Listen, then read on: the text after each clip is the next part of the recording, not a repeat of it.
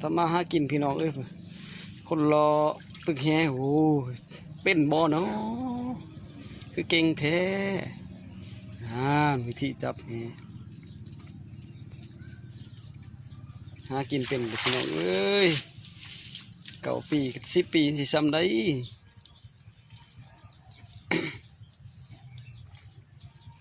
ผู้เบาตึกแฮเด้อพี่น้องเด้อ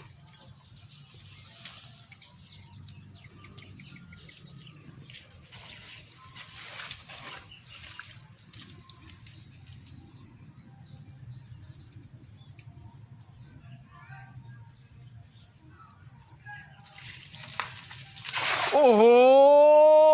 สาวผู้ใหญ่เลยเก่าจังเลยนั่นมีเต้นดิมีเต้นดิโอ้ยหากินเป็นเลยว้าว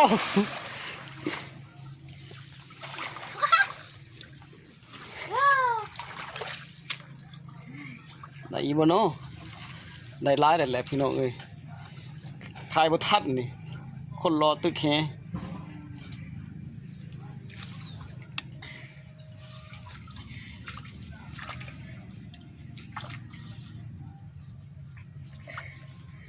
หากินเป็นแล้ว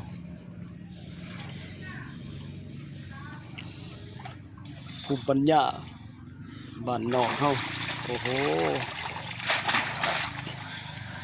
สิเบิดพี่น้องเอ้ยป่าเพิ่นได้ล่ะ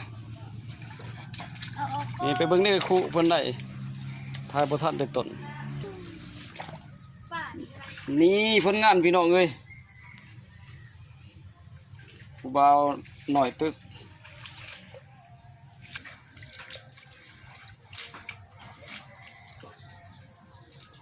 ยึดเลยปุ๊บอย่านี่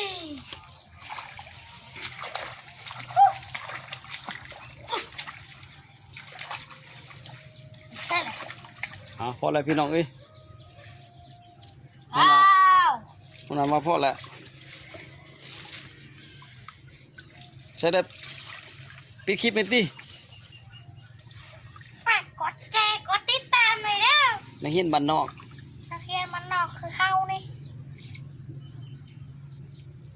บ๊ายบายที่มันอวบแต่แท้คนบ๊ายบาย บายเด้อพี่น้อง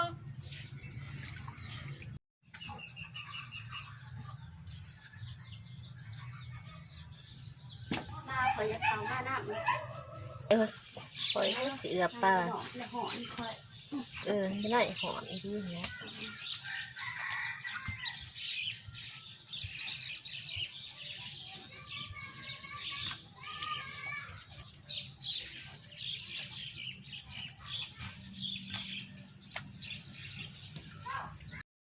มัน